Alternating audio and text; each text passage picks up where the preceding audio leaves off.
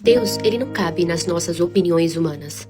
Pelo contrário, se o seu Deus, ele simplesmente concorda ou pensa com tudo que você faz, talvez o seu Deus seja você mesmo. Esse foi um tema que a gente abordou nas nossas lives. Todos os dias, meia-noite, a gente tem feito lives de oração, atendendo os pedidos, ajudando uns aos outros a orar e simplesmente também entrarmos juntos para estudar a Bíblia. Esse pensamento que eu acabei de falar, geralmente é um pensamento que muitas pessoas têm tido de moldar Deus conforme a sua mente.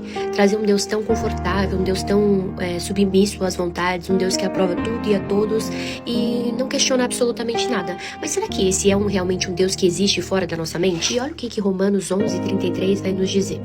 Como são grandes as riquezas, a sabedoria e o conhecimento de Deus. É impossível entendermos as suas decisões e os seus caminhos. Pois quem conhece os pensamentos do Senhor?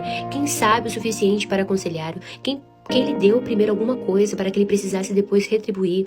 Pois todas as coisas vêm dele, existem por meio dele e são para ele. A ele seja toda a glória para sempre. Amém. Você percebe nesse texto aqui que Deus ele não se molda com a nossa opinião. Pelo contrário, a nossa opinião pouco importa. Ele age e trabalha além daquilo que nós podemos pensar.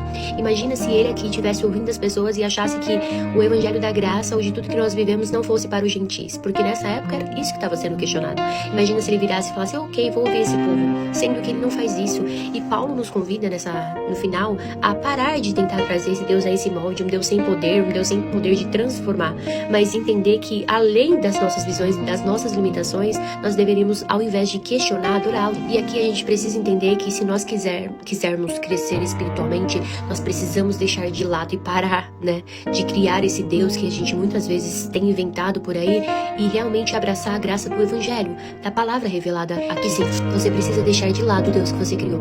Parar de querer que Deus ajuste a sua vida, a vida dele é a sua, e você ajustar a sua vida a ele. Essa é a graça do evangelho. Até porque vai ser nesse ponto que a fé, ela deixa de ser conivente e ela passa a ser transformadora.